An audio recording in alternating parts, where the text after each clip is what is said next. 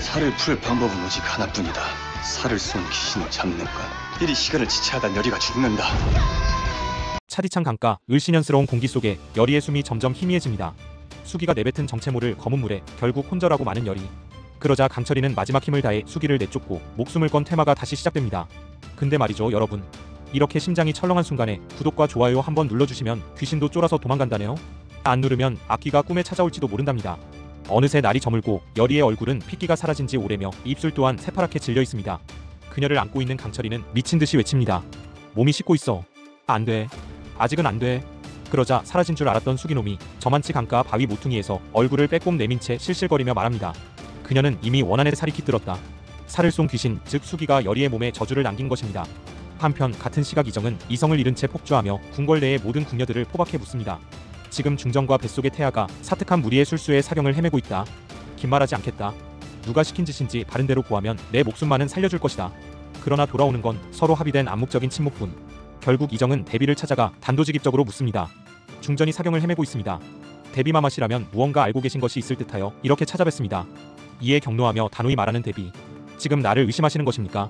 하지만 시청자들은 알고 있습니다. 대비가 중전의 아이를 없애기 위해 풍산과 손을 잡았다는 것을요.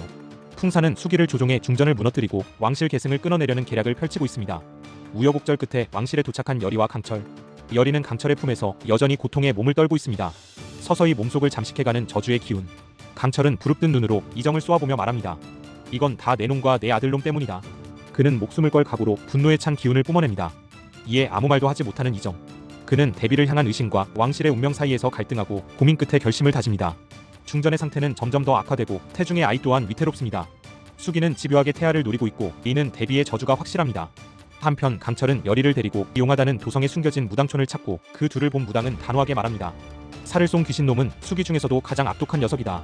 그놈을 잡지 못하면 이 여인은 7일 안에 피를 토하고 죽을 것이다. 이어 무당은 말합니다. 살을 풀 방법은 오직 하나뿐이다. 살을 쏜 그 수기놈을 붙잡는 것. 이 여인이 마지막에 본 그 강. 그 안에 수기의 흔적이 남아있을 것이다. 그걸 추적해라. 강철은 여리를 업고 다시 도성으로 돌아옵니다.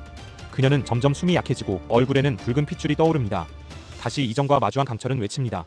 이리 시간을 지체하다 여리가 죽는다. 안 돼. 절대 안 돼. 혹여 여리가 잘못되기라도 한다면 내 너희 인간놈들을 결코 가만두지 않을 것이다. 그 말에 이정도 속이 타긴 마찬가지입니다. 그는 충격 속에서 대비의 실체를 파악하고 마침내 포박된 궁녀 중 한 명이 떨리는 입술로 말한 바로 그 이름, 풍산. 이에 이정은 결단을 내립니다.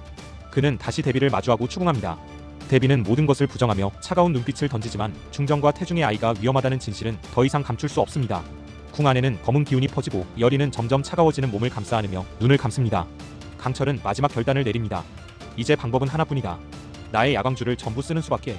야광주를 모두 소진하면 강철 역시 사라질 운명. 하지만 그는 망설이지 않습니다. 널 위해선 뭐든 상관없다. 난 그냥 내가 살게 되면 그뿐이다. 이어 야광주의 빛이 하늘을 붉게 물들이고 숨어있던 수기가 비명을 지릅니다.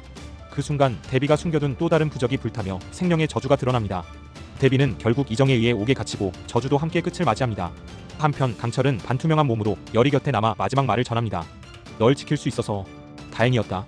야광주의 빛과 함께 사라지는 강철. 여리는 끝내 그를 부르며 울부짖습니다. 아, 안 돼. 안 돼, 강철아. 잠시 후 귀궁의 밤이 지나고 아침이 밝아옵니다. 야광주의 빛이 사라진 자리에 남은 건 강철이의 잔영과 여리의 오열뿐이었습니다. 눈물로 가득한 여리의 두 눈은 그를 향해 마지막까지 무언가를 말하려 애썼지만 시간은 그 기회를 허락하지 않았습니다. 강철이의 따뜻했던 온기와 그가 남긴 결심. 여리는 강철이 남긴 야광주 조각을 품에 안고 다시 걸음을 옮깁니다.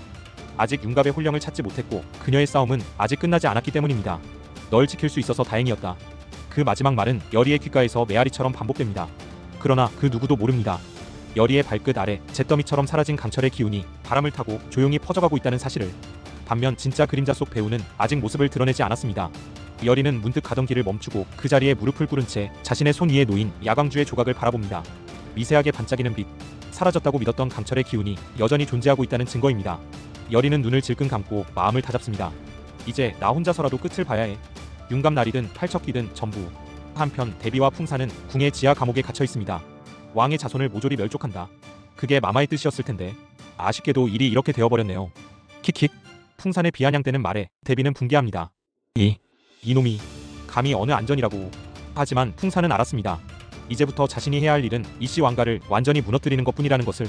한편 이정은 무너지는 궁궐의 현재를 바라보며 중전을 지키기 위해 다시 검을 쥐고 나섭니다. 중전의 안위와 태중의 생명은 여전히 위협받고 있으며 열의와 강철이 벌였던 싸움은 단지 시작에 불과했다는 것을 깨닫습니다. 그리고 그 시각, 어두운 강가 어귀, 누군가가 무거운 숨을 내쉬며 강물을 짚고 일어섭니다. 반투명했던 몸이 서서히 실체를 되찾고 흐릿했던 시선이 명확해집니다. 강철, 사라졌다고 믿었던 그가 무슨 연유에서인지 다시 돌아온 것입니다.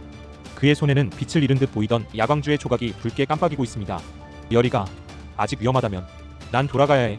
그는 천천히 발걸음을 내딛습니다. 저 너머 다시 일어나는 또 다른 악귀의 기운.